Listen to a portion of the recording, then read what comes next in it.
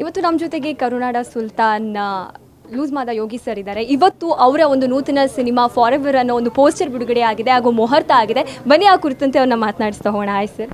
Hello madam. Sir, ಮೊದಲಿಗೆ ಈ ಒಂದು ಪೋಸ್ಟರ್ ಲಾಂಚ್ ಆಗಿರ್ಬೋದು, ಮುಹೂರ್ತ ಆಗಿರ್ಬೋದು, ತುಂಬ ಅದ್ಧೂರಿಯಾಗಿದೆ. ಆಮೇಲೆ ದೊಡ್ಡ ಮಟ್ಟದಲ್ಲಿ ಅಭಿಮಾನಿಗಳು ಬಂದಿದ್ರು. ಆಮೇಲೆ ಆ ಒಂದು ಟೈಟಲ್ ಕೂಡ ಎಲ್ಲರಿಗೂ ಕೂಡ ಕನೆಕ್ಟ್ ಆಗುತ್ತೆ ಅಂತಲೇ ಹೇಳ್ಬೋದು, ಫಾರ್ ಎವರ್ ಅನ್ನೋದು. ಏನು ಹೇಳ್ತೀರಾ ಇವತ್ತಿನ ಒಂದು ಇದ್ರ ಬಗ್ಗೆ?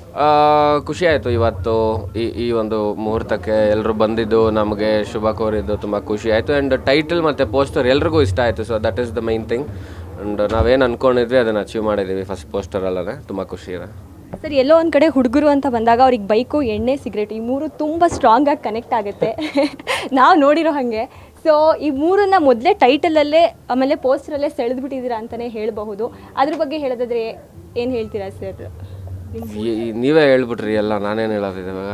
ಸೊ ಅದೊಂದು ಕನೆಕ್ಷನ್ಸ್ ಅಂದರೆ ಇದು ಯಾವ ಥರ ಸಾಗುತ್ತೆ ಅಂತ ಹೇಳಿ, ಇದೊಂದು ಕತೆ ಹೇಗೆ ಅಂತ ಅಂದರೆ ಲವ್ ಸ್ಟೋರಿನ, ಆ್ಯಕ್ಷನ್ನ ಅಥವಾ ಎಮೋಷನ್ಸ್ ಯಾವ ಥರ?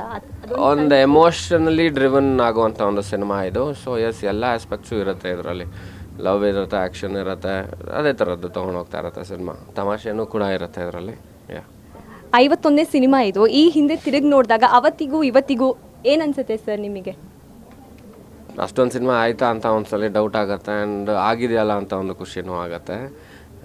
ಗೊತ್ತಿಲ್ಲ ಮೇಡಮ್, ಅದೊಂಥರ ಏನು ಫೀಲಿಂಗ್, ಅದು ಎಕ್ಸ್ಪ್ರೆಸ್ ಮಾಡ್ಕೊಳ್ಳೋಕ್ಕೂ ಆಗಲ್ಲ ಅದು ಆ ಥರದ್ದು.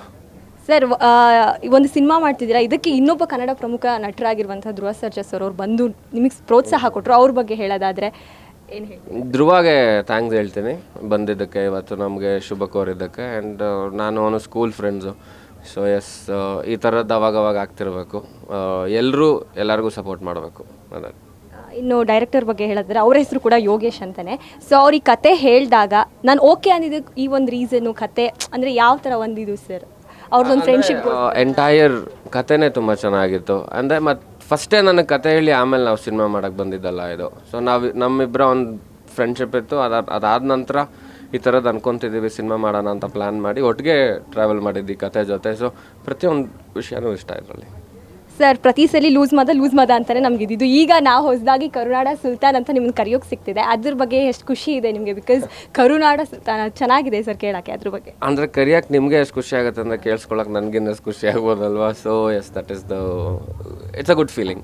ಸರ್, ಇವತ್ತು ಮುಹೂರ್ತ ಆಗಿದೆ. ಯಾವಾಗ ನಾವು ಈ ಸಿನಿಮಾನ ಎಕ್ಸ್ಪೆಕ್ಟ್ ಮಾಡ್ಬೋದು? ಯಾವಾಗ ಶೂಟಿಂಗ್ ಶುರು ಆಗುತ್ತೆ? ಎಲ್ಲೆಲ್ಲಿ ಆಗುತ್ತೆ ಅಂತ? ನಾಳೆಯಿಂದನೇ ಶೂಟಿಂಗ್ ಶುರು. ಬ್ಯಾಂಗ್ಳೂರಲ್ಲಿ ಮೋಸ್ಟ್ ಆಫ್ ದ ಶೂಟ್ ನಡೆಯುತ್ತೆ. ಕೇರಳಲ್ಲಿ ಒಂದು 5-6 ದಿನ ಶೂಟಿಂಗ್ ಮಾಡ್ತಾಯಿದ್ದೀನಿ. ಏನು ಜಾಸ್ತಿ ಎಕ್ಸ್ಪೆಕ್ಟ್ ಮಾಡ್ಬೋದು? ಪ್ರೀತಿ ಏರುಪೇರ ಅಥವಾ ಆ್ಯಕ್ಷನ್ ಸೀಕ್ವೆನ್ಸ್ ಜಾಸ್ತಿ ಇರುತ್ತೆ? ಆಮೇಲೆ ಟ್ರಾವೆಲಿಂಗ್ ಬಗ್ಗೆ ಹೇಳೋದಾದರೆ ಬೈಕ್ ಅಂದ ತಕ್ಷಣ ಟ್ರಾವೆಲಿಂಗೇ ಮೇನು. ಸೊ ಅದ್ರ ಎಷ್ಟು ಬೈಕ್ ಓಡಿಸ್ಬೋದು ನೀವು, ಎಷ್ಟು ಕಿಲೋಮೀಟ್ರ್ ಗಟ್ಟಲೆ ಅಂತ? ಓಡಿಸ್ತಾನೆ ಇರ್ತೀವಿ. ಒಂದು ಅನ್ಎಕ್ಸ್ಪೆಕ್ಟೆಡ್ ಆಗಿ ಒಂದು ವಿಷಯ ನಿಮ್ಗೆಲ್ಲರಿಗೂ ಎಕ್ಸ್ಪೀರಿಯನ್ಸ್ ಮಾಡೋಕ್ಕಾಗತ್ತೆ ಸಿನಿಮಾಲಿ. ಅದನ್ನು ನೋಡಿ ದಯವಿಟ್ಟು. ಸರ್, ಫೈನಲಿ ವೀಕ್ಷಕರಿಗೆ ಏನು ಹೇಳ್ತೀರಾ? ಒಂದು bike dedicated to all bike lovers ಅಂತ ಹೇಳ್ತಾ ಇದ್ದೀರಾ. ಜೊತೆಗೆ ಇನ್ನು ಹೇಗೆ ಕನೆಕ್ಟ್ ಆಗುತ್ತೆ ಸಿನಿಮಾ ನಮ್ಮ ವೀಕ್ಷಕರಿಗೆ ಹೇಳೋದಾದರೆ ಫೈನಲಿ? ಆ್ಯಂಡ್ ಪ್ರತಿಯೊಬ್ಬರಿಗೂ ಕನೆಕ್ಟ್ ಆಗೋ ಸಿನಿಮಾ ಇದು. ಆ್ಯಂಡ್ ಮಿಕ್ಸ್ಡ್ ಎಮೋಷನ್ಸ್ ಇರೋವಂಥ ಒಂದು ಸಿನಿಮಾ. ನೆಕ್ಸ್ಟ್ ಇನ್ನು ಸಾಕಷ್ಟು ಪ್ರೋಗ್ರಾಮ್ಗಳಲ್ಲಿ ಸಾಂಗ್ಸು, ಟ್ರೇಲರ್ಸು, ಟೀಸರ್ಸ್ ಎಲ್ಲ ಬರುತ್ತೆ. ಆವಾಗ ಜನ ಕನೆಕ್ಟ್ ಆಗುತ್ತೆ, ಗೊತ್ತಾಗುತ್ತೆ. Thank you so much sir. Thank you. All the best. Thank you.